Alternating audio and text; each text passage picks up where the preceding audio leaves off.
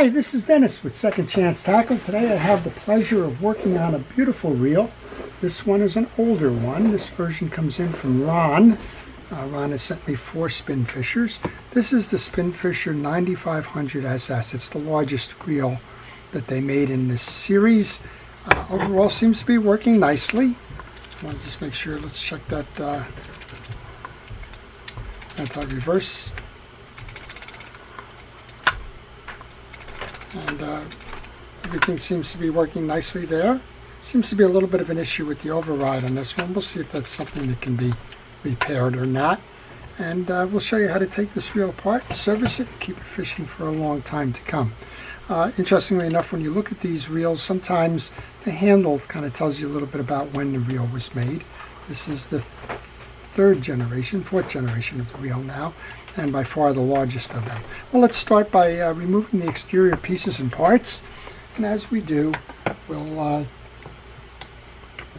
encourage you to subscribe to my channel, and if you do subscribe to my channel, please use the notification button.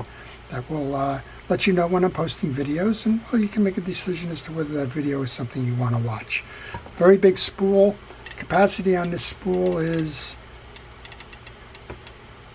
well, at the 50 pound, it's going to hold 345 yards of 50-pound line. So that's going to tell you what type of fish this one's intended for. This is not a pond reel. This is for big ocean-going fish, maybe big catfish and the like. And one of the issues with this one is that this knob, the handle knob, has come apart. Well, this little press point here, this little ridge, is normally what's going to sit in the ridge here and hold everything in. In this case, it's pretty much worn out. We can do a little bit with this. We can't do much. You can glue in this bottom nut, and then you can install your spring. This would press down, but as you can see, it's not holding. But we can also try some crazy glue or something on that ridge. It's firm, but it's just not holding. There's a good chance some epoxy or crazy glue or that may be able to hold this in full. We'll give that a try a little bit later.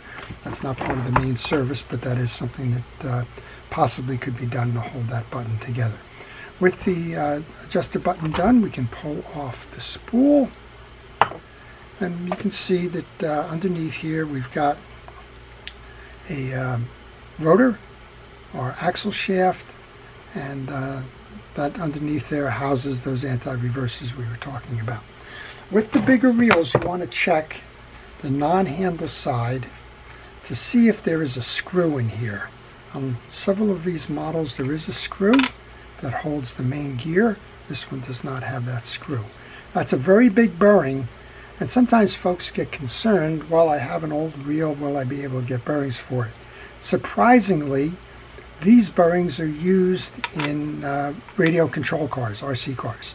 So if you take the measurements of this, you can generally find them, and they're not that expensive. So you can buy a pack of those, and they will help you if you have a noisy bearing. Everything I've tested on this reel so far says those bearings are operating fine. It's a nice quiet reel, and there's no reason to think that bearings are needed. To remove the handle, you want to turn it opposite the way that it is cranking. In this case, we're going to turn it clockwise, and we're going to take all the pieces and parts that I have, put them into a parts tray, and set those aside so that when it comes time to reinstall, I have those parts. This has got a rigid line for the other side cap. You do not normally need to remove this. There is an oil ring underneath here. You can see it here. It's a felt ring. And I like to make sure that it's not broken. And when we go to reinstall the reel, we'll put oil on there. That'll keep this bearing side nice and wet. All right, there's 4 flathead screws I'm going to remove next. I don't know what's going on lately with reels. Either my hands are getting very weak, or the reels are just, well, let's just say they haven't been serviced in a while, and those darn screws are set in place. I'm going to use the penetrating oil. I'll break each one of these screws. That one's easier. Let that penetrating oil sit in for a moment. This one's not easier. I don't know why, I just haven't had much luck lately with these darn screws. Wow. I just had another Penn reel come in that had the same issue. And we're going to have to let that sit. Well, we got a couple we can take out, and a couple we're going to have to just let sit with that penetrating oil and come back to it.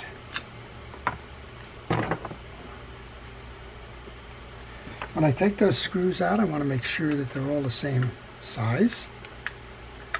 And if there's a short one in there, I do want to make sure that I identify that, and that for reinstallation purposes, I put it back in the same place that it came from. These are very long screws. That's probably not helping with this. And I'm going to just do, I did have a little turn on these, so I'm just going to let these sit for a moment. I'll shut off the camera and we'll come back after that penetrating oil has a chance to do its work. Okay, I went for a cup of coffee, so if I sound over caffeinated on this part of it, well, you'll know why. I've been testing it and I have been able to work these off. It's been about 20 minutes that oil has been sitting on there, and that's usually enough time for it to seep down through the threads to help get those loose. So again, I'm going to take these and put these into the parts tray. So far all of the screws are the same size, and I believe that these are stainless screws, which is a show of quality, and it's also going to help them so that they don't rust. The thing that concerns me is if those screws have been in so long, how long has it been since the reel has been serviced? Because it usually takes a while for salt and debris and the like to bind up on this. And not only how long has it been in since it's been serviced, but what's the condition of the inside. Okay, we should be able to remove the side plate now. The main gear came out with the side plate. I guess what we're seeing here is just, well, what I expected based on what I saw with the screws. All of this grease has been dried, caked up, and, well, it just needs a good cleaning. So don't be shocked. It's kind of something I expected. This looks a little bit like sand. So this may be in the surf. I'm going to give this a good spray of penetrating oil all around, just to let that break up the greases. All right, we're just going to set that aside just like we did before. We'll put those pieces back there, let the penetrating oil do its work. Be patient. I was told early on when I started working on fishing reels, you really need two things to be successful. Well, at least two things: patience and a sense of humor. The rest, I guess, can be learned, but those, well, if you don't have them, you're going to have some trouble getting through some of these. You need the ability to laugh at yourself when you make mistakes. Kind of laugh at the situations you find yourself in sometimes with looking at a reel and say, how did it possibly get that way? And you need the patience sometimes, and patience includes, well, what we're just doing here, waiting for this stuff. That's a flat bar that holds your axle shaft in. Good place to tell you to take pictures. The reel is designed a certain way. If you try to put it back a different way, it's going to fail.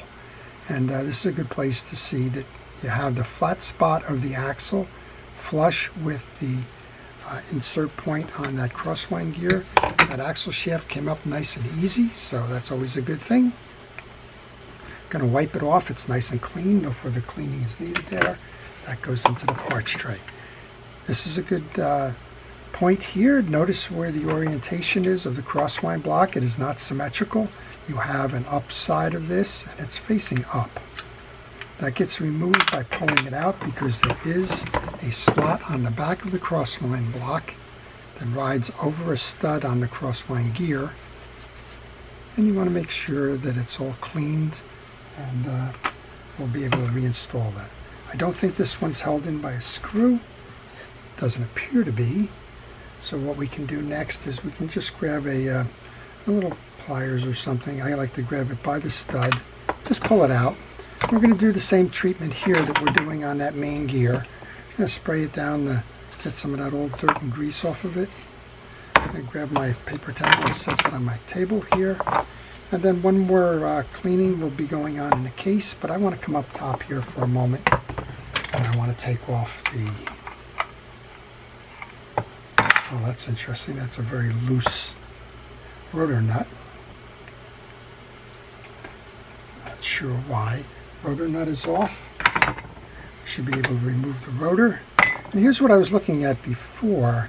This secondary one should be flipping, but of course you can see, maybe you can't, let's show you, that spring is not nested in the housing. That's why we're not getting that secondary click, click, click that would go on. That belongs in the point here, and we'll fix that as part of the service. Also note on this one you have a click ratchet. It's shaped in the form of a hex nut, and on the bottom here there's a hex nut. So we're going to have to merge that hex nut with the inner workings of that click ratchet or anti-reverse ratchet in order to be successful in reinstalling this. I'm going to wipe this up. Some old greases here. Take care of that. I'm going to spray the bail trip assembly here. You do not need to remove the bail trip. This is what I call a bang bail. It was working in testing. As long as it's working in testing, well, you don't need to remove that bail. This bail is going to open, it's going to hit on the side arm, and that's going to push this back. This is the side arm it's going to hit on. All right, let's do a good job now of removing the other pieces so that we can complete the cleaning and servicing of this reel. First off, we want to remove the dog that has the fingered joint on it. Well, everything inside this reel is very loose. I don't quite know why that is. To remove the anti-reverse dog, you want to unscrew the retaining screw. Then we can pull that up. And I think this one is failing because with repeated use, and this reel has been around a long time, with repeated use, these little fingers tend to separate. And surprisingly enough, just a little rap with a dead blow hammer on a corner will bring those in.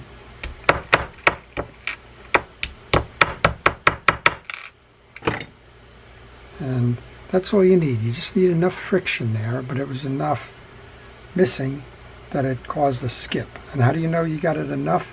Just put it in, and if you feel it's grabbing tight, and you can see this one's going to grab tight now, then that's all you need to restore that, surprisingly. And that'll last for a long time.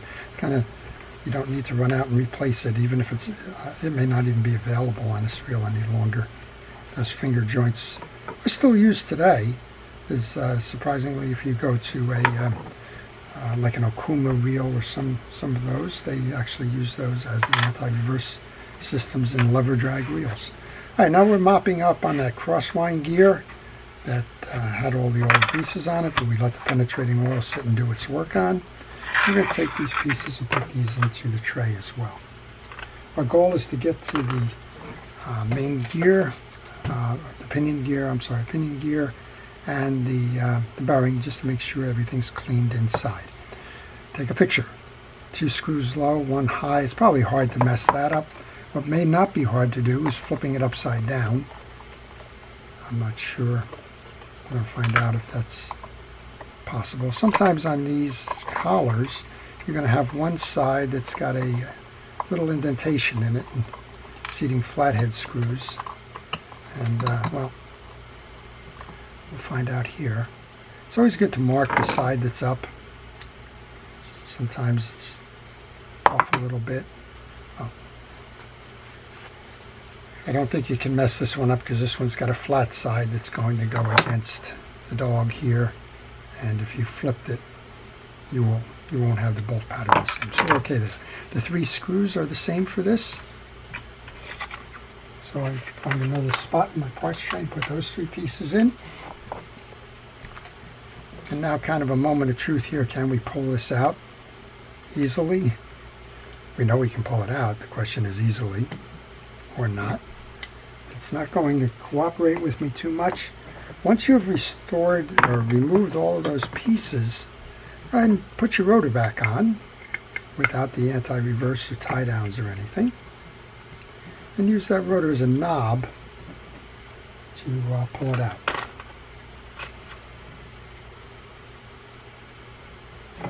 make sure that when you're putting this back on that you don't cross strip the nut for the rotor. That'll give you a little bit more balance and you're able to pull it out pretty easily. Those of you that have great hand strength and the like and want to do it without that, that's okay too. Alright, so we've got our pinion gear out. There's a little collar on top of the main bearing. Again, these are big bearings. Look for RC car bearings. And you'll be fine if you need one. We didn't see any need for them. We were testing those. These are shielded, not sealed. So if you put oil on a bearing like that and just let it sit over on the side, it will be okay. It'll seep in and oil the bearings. If you really wanted to pack a bearing, I don't do that, but if you wanted to pack a bearing, you could remove that shield and pack it with grease. I don't grease bearings. There's a lot of reels that I service that get used in the surf with sand and microsalts and the like, and that grease tends to trap those, so I don't do that. All right, we've cleaned up the teeth. Now we're checking to make sure that there's no irregularities. I didn't feel it when I was testing it, but always check them, make sure that they're not chipped or broken. A good amount of grease on there. That brush certainly got a good amount of grease on it. And we're just going to get the grease on there. A little bit of grease where the inner race of the bearing is going to run. We'll put that bearing back on. Clean the collar off. And that is our assembly for the pinion gear. While we have everything out now, good time to clean the inner case. That's probably why that one was sticking a little bit. There's some dirt underneath there. And then clean this case on inside here. The penetrating oil that I use is a good degreaser as well as a minor lubricant. I do not use it for lubrication, other than as you saw on that little trip lever on the bail there, but I don't use it for lubrication to speak of. Some folks I've seen have taken that to an extreme. They've opened up a reel, they've sprayed the inside of the case with the penetrating oil. Then the reel comes in totally dry because, well, they dissolved all the greases that were in there with the penetrating oil. I don't recommend using that as a part-time solution to fix your case issues. Well, I'm not sure if that's just stained or if there's something on there, so I'm just going to use the flat blade of a screwdriver, run that around, see if I can't get the remaining stuff off of here. And I think what's left now is just pretty much tarnish. Okay. We're good there. We can take our assembly now and put the assembly back in.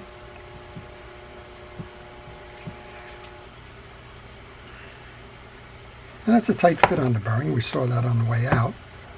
So just take your time, work it in. If it doesn't go in exactly even, it just requires a little bit of effort to go in. But you will get it. Okay, that bearing is back in, so the only other thing that we needed to fix up here was that the spring has come out of its lodging. I don't know how that happened, but it's an easy fix. Take a micro pliers, grab the stem of the spring, and now you're going to compress the spring and target it for that little indentation there. Just like that. That's all it takes to be fixing that, and now you should have the workings of that, the override. That's going to do click, click, click. You can hear that hammering now. We didn't hear that before. That'll make the noise against the clicker, and you can shut that secondary noise off by using the lever. That'll keep it outside that click ratchet. Same thing with this one. This is your main anti-reverse. So you have a double anti-reverse on this reel. This one's going to control the dog that we saw in here. So anti-reverse here, that's kind of the traditional slap anti-reverse. This one is the one that's running on the friction. So this reel should never have an anti-reverse failure because it's got a double backup system to it. Let's go get the tie-down shield now that we were using here. This is the 2 and the 1. The 3 screws. And put that back on now. So 2. The flat side, if you recall, goes up there. If you didn't, you can look at your pictures. You did take pictures, right? Let's go set that up. I'm going to use a little, this is a Klein tool. It's a split blade that will hold small screws. Every time I have the opportunity, I thank Dick in Pennsylvania for this. He saw me struggling with the small screws and he said, I got a solution for you here. And it's worked perfect. And if I ever lose this one, it's probably like, it will be truly lost. Or missed. It will be lost, that's for sure. Okay. 3rd screw. Now I'm not tightening these down all the way because this is a split blade. I'm using it as a screw starter. And then I will take this part and finish the tightening on that. Now make sure that your override here is working. So let's turn this over. Make sure that this is going back and forth freely. That there's movement in it. Oil that screw there. You can put a drop of oil onto this anti-reverse dog. And now we got to go set that other anti-reverse dog up. We have that click ratchet, and we've tightened down the fingers on that. Now remember, you tighten it so that it narrows the gap. You do not push these all the way that the points touch. No need to, and well, you probably would break the fingers. This is a friction device, so don't put oil on this. And just work this where you can separate the fingers, oops, and bring them over, just like that. That's a nice tight fit. You can see the ring that's worn on there from all the years of operation. This will sit up this way. The tail will go into here, and the other part will align with the top. Let's go ahead and grab that screw that goes in next. Now that screw's got a shoulder on it, so when you go to tighten this up, make sure that the shoulder goes into the hole in that dog.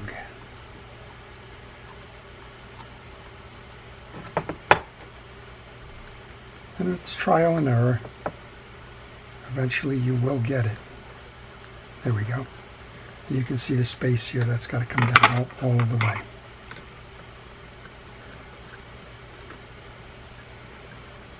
Okay, that's that.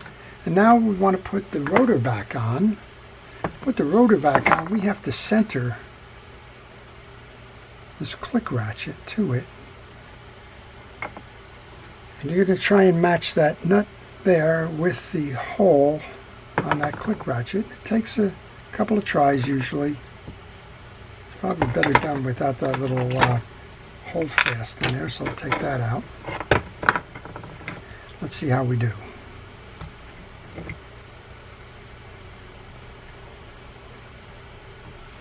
No, we don't have it yet. I think I'm turning that pinion gear. I don't want to do that.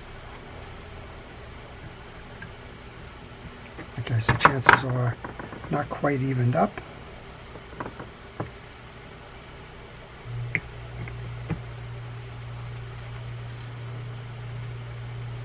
There we go, we got it. So it's a little bit of a play, but eventually you do get it. Now we can put the hold fast in. This is going to push up on this pinion gear now to give you the extra room so that you can put the nut on. Again, I don't know why that nut was so loose, but it was. And I will put the nut back on.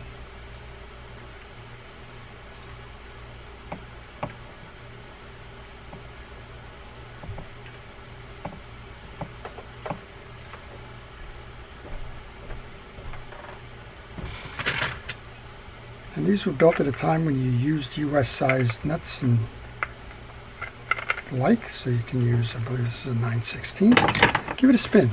Make sure that it's doing well. Is it backstopping? It is backstopping, so that pinch did all the work. Let's put the other one on.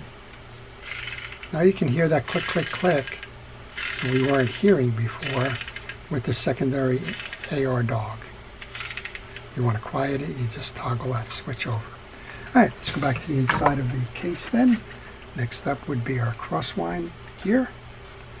Now we've cleaned that, we've inspected the teeth, so now it's time to reinstall. We're going to put some grease onto the back side. This one gets grease everywhere. It's a core piece of the engineering of this reel. The back side is going to slide against the case. The front side will have that crosswind block riding up and down on it. The teeth will merge with the gear on the back of the main gear. All of that stuff goes in. Then you seat it onto your stud. And you take your crosswind block. You remember what side is up and down because I noted it. Get some grease onto the back of that. And we're going to put that in like that over the stud. Now we got to clean this main gear up. We haven't paid any attention to that.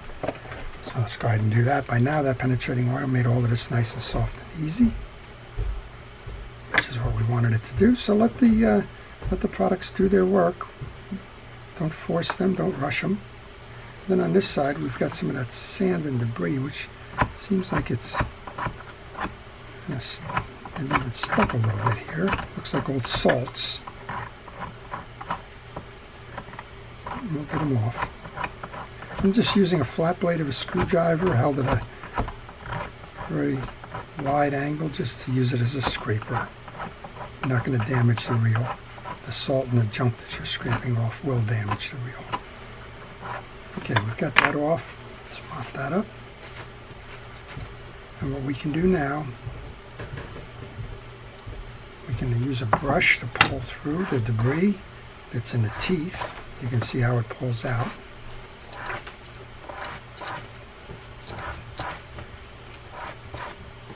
And then we'll go back and we'll do some more grease. I'm using a fishing reel grease. I only recommend that you use fishing reel greases. Don't go for the automotive stuff. Don't go for the general household greases. They may be convenient, but at the end of the day, you're either going to have to service the fishing reel more frequently because they've evaporated, or you're going to have to deal with a sluggish reel because they've coagulated and don't allow the reel to move smoothly. There's a lot of reasons why you don't want to use it. And fishing reel greases just aren't that expensive, so invest in them. Go get the greases and oils. You'll be happy you did. We insert the main gear in and we mesh that with the pinion gear. A little bit of grease around where that bearing is going to ride. Let's bring down the axle now. Just a light coating of grease on the axle. Don't overload it because when you put it through your pinion gear, it will scrape off any residuals that's too thick for it. Bring your axle shaft down. Make sure that the flat side is facing out. Go ahead and grab the flat bar that ties that in. And then we're back to that tool that Dick gave me here. We're going to use 2 more small screws for starters. Align the holes. And just get those started. Again, I don't tighten them down all the way with this tool. I just use it to start it, and then I come back with the screwdriver for the last few turns. Well, if you have any questions on this reel or any reel in particular, maybe you're working on one and you're stuck, maybe you want to know a little bit more about the reel history, maybe you're concerned that you've got the wrong reel for the fish you're chasing, whatever it is, it doesn't have to be on this particular reel. Just leave it in the comment section. I do try to answer those questions for you. We got one more mop up over here. It's this bearing. And you can see, I believe that's sand in there. It's the same stuff that we were just mopping out of the other side. So I'm going to take one well-used paper towel and an awl and just get the rest of that out of there. It's not doing anybody any good. Clean that up, wipe it off, and we're ready to reinstall the case. I'm going to give this a good shot of oil on this side. And go ahead and put this back on. Make sure that it fits nice and tight on the seams all the way around, and that you're not fighting anything, that you're not feeling any stress. I've got a lot of questions that have come in the last week or so about cases that they're having problems with. That the reel is running fine until you tighten the case down, and then it doesn't run fine. Well, there's some kind of tension inside the reel. You notice that I just put oil on every one of these screws. These were sticking inside. They probably had some salt or debris or something in there that had allowed it to get trapped in the threads. That oil will help it go in smoother and protect it from kind of binding to the case walls. When I do this, I like to go in an X pattern when I have 4 screws like this. That ensures me that the case goes on nice and evenly and it does not have any tension in it.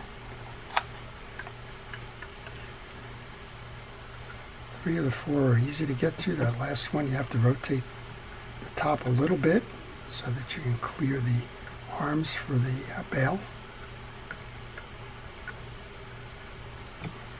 Move that over a little bit so we put this one in. And we'll take care of that spool. We'll give it a test. We'll see how we did. This is the ring for the oil, so let's put that in. It's a felt ring.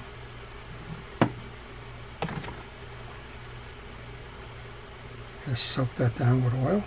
And we can put the collar back on.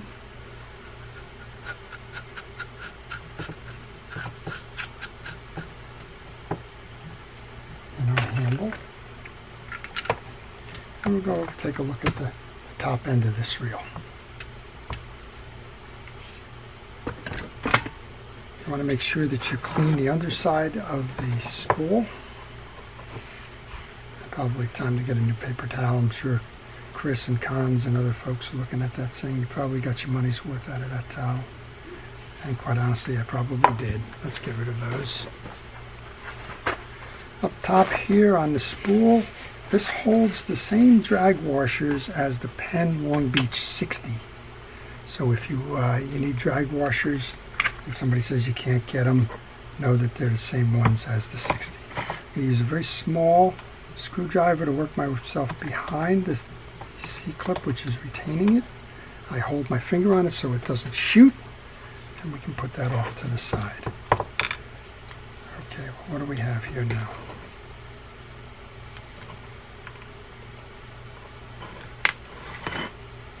This has got a Teflon washer in it. I guess that's okay. Teflon washers clean up. They do not require any kind of oil or grease or the like. We'll put that back on. Let's go put this back on. We're going to come back and we're going to try and glue up that spool knob. But for now, for the purposes of testing it, we're just going to put it in as it was. Tighten this down.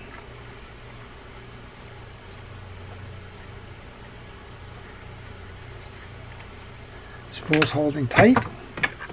Some of these tools off my desk here. Let's give it a run, see how we did. Well, we know we're going to have a nice quiet reel to begin with. But we got a spool that's bottoming out here. That's an interesting one. There should be a washer on the bottom here. I guess we're missing the washer. That's what's bottoming out. I think I actually have one of those somewhere. For the purposes of this, let's just see if we can't find one that fits. I don't see it at the moment. All right, well, let's just keep this running. We're going to do 2 things on this reel. The reel works fine. Let's put that noisemaker on. That's working fine. Nice and smooth reel. Make sure that the bail's turning. Let's go to override mode. Turn off the back. Turn it on. This reel's complete. We're going to do 2 more things off camera. We're going to see if we can't glue in the broken cap. And we're going to find that washer that belongs on top of the axle shaft. So I hope you've enjoyed that. If you did, please like it. Thanks to all of the folks that have subscribed. If you like these things, please subscribe.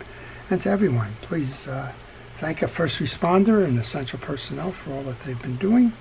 Everybody, enjoy the art of fishing reel service and repair.